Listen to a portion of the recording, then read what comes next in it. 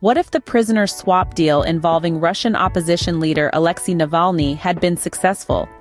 What different turns could the narrative of international politics have taken? In the world of politics, the unexpected often happens, and the case of Alexei Navalny, a prominent critic of Russian President Vladimir Putin, is no different. Navalny was reportedly on the brink of being freed in a high-stakes prisoner exchange before his sudden death, a death that many argue was politically motivated. The proposed prisoner exchange was no simple affair.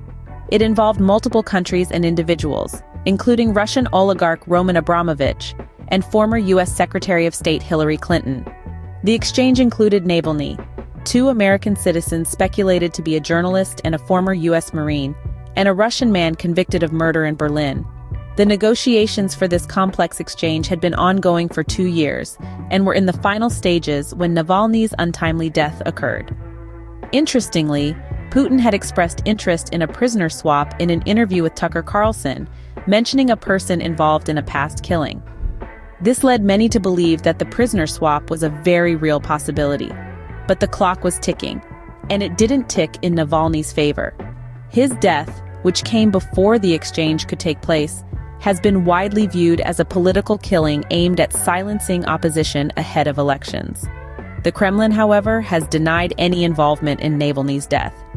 Now let's turn our attention to the players in this high-stakes game. Roman Abramovich, a Russian billionaire, is said to have proposed the swap to Putin. On the other side of the Atlantic, former U.S. Secretary of State Hillary Clinton supported the deal. The proposed exchange also involved two unnamed U.S. nationals and Russian FSB assassin Vadim Krasikov, who was serving a life sentence in Germany for the murder of a Chechen Georgian dissident in Berlin. The repercussions of this failed swap and Navalny's death are far-reaching. World leaders, including those in the U.S., have blamed Putin for Navalny's death and have imposed sanctions. However, the Kremlin has criticized the lack of evidence supporting these allegations. So what have we learned from this complex narrative? Firstly, the proposed prisoner swap involving Navalny, American prisoners, and a Russian convicted of murder in Berlin was a high-stakes geopolitical maneuver. Secondly, the negotiations were complex and involved key players from Russia and the U.S. Finally, Navalny's sudden death before the execution of the swap has led to international uproar and sanctions against Russia. And the lingering question remains, what if the prisoner swap deal had been successful?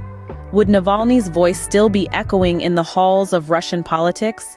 Would the world be imposing sanctions on Russia?